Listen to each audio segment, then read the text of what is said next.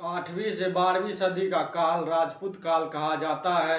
इसी दौरान प्राचीन राजव्यवस्था के तत्व नवीन परिवर्तन में साथ विद्यमान रहे और इसी दौरान राजनीतिक अनेकता और विद्यमान रही, जो संपूर्ण उत्तर भारत पर किसी एक संप्रभु सत्ता का आधिपत्य नहीं रहा और अनेक छोटे छोटे राज्य अस्तित्व में आ गए थे।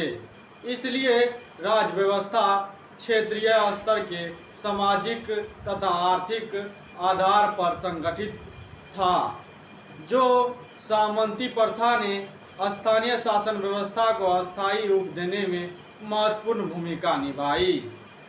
राज्य अनेक थे, लेकिन सामान्य महत्व के सभी अनेक तत्व सभी राज्यों की राजव्यवस्था में विद्यमान थे। राजा सर्वशक्ति मान था और सर्वोच्च सेनापति होता था। मंत्रियों का उस पर नियंत्रण केवल नैतिक स्तर तक ही सीमित था। जब कभी राजा निर्बल या अयोग्य होता था तो मंत्रियों के षड्यंत्र उसे पदच्युत कर देते थे। उनके अनेक प्रकार की नीति शास्त्रीय और धर्मशास्त्रीय मान्यताएं राजा का मार्ग निर्देशन करती थी और कुछ हद तक उस पर अंकुश भी लगाती थी। स्थानीय निष्ठा के साथ साथ राजवंश के स्थायित्व में प्रजा की महत्वपूर्ण भूमिका थी। केंद्रीय सत्ता प्रांतीय सत्ता पर कुछ हद तक ही प्रभावी थी और केंद्रीय शासक बड़े बड़े विरुद्ध जैसे परम बट्टारक और महाराजाधिराज परमेश्वर आदि धारण करते थे। ये विरुद्ध क्रमशः निम्नतर सामंतों के राजनीतिक ढांचे के परिचायक थे और राजा का पद साधारणतः वासुनगत था और ज्येष्ठ राजकुमार ही उत्तराधिकारी होता था। राजा राज संचालन के लिए मंत्री परिषद की नियुक्ति करता था और अपनी इच्छा अनुसार उन्हें भी हटा भी सकता था। कुछ प्रमाणों से विदित होता है कि मंत्री पद में वंशानुगत प्रवृत्ति आ गई थी और मंत्री परिषद में मंत्रियों की संख्या निश्चित नहीं थी। मंत्रियों के मंत्रालय निश्चित होते थे। प्रशासन में सुविधा के लिए राज्य प्रांतों में प्रांत, मंडलों में मंडल विषय में बटे हुए होते थे।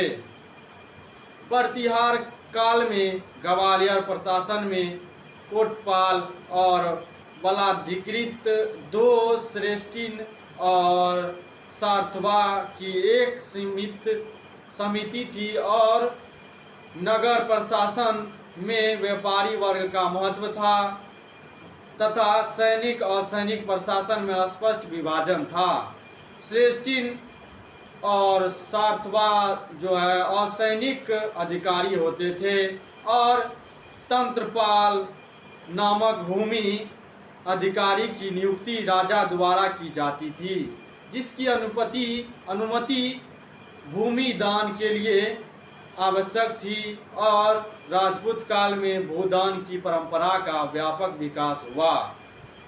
जिन्हें भूमि दान में दी जाती थी उन्हें प्रशासनिक अधिकार भी प्राप्त होता था। बदले में वो राजा को कर तथा सैनिक सहायता प्रदान करते थे। पैदल सैनिक अश्व सेना व हस्ती सेना के प्रमुख अंग होते थे। नौसेना का निर्माण केवल चोल एवं पाल वंश ने किया था। महासेनापति और सेनापति बालाधिकृत और पिलुपति सैन्य अधिकारी थे।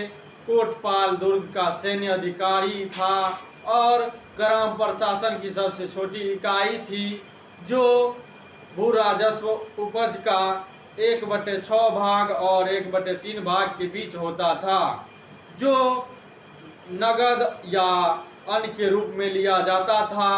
ग्राम सभा स्थानीय मामले सुलझाई जाती थी और ग्रामीण इसका प्रधान होता था। इसी के साथ है कृषि एवं भू व्यवस्था।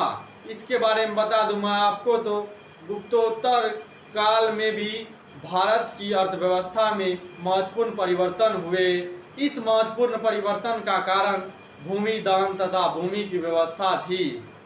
इस नई भूव्यवस्था ने सामंतवाद को दृढ़ किया और समाज को पूरी तरह प्रभावित किया और समाज के हर वर्ण पर अपना स्पष्ट प्रभाव छोड़ा। उड़ीसा, मध्य भारत, महाराष्ट्र, असम, बिहार, बंगाल, बुंदेलखंड, राजस्थान आदि से प्राप्त राजपूतकालीन अभिलेखों से ज्ञात होता है कि राजा महाराजाओं ने ब्राह्मणों और धार्मिक संस्थाओं को भूमि अथवा ग्राम दान किए थे।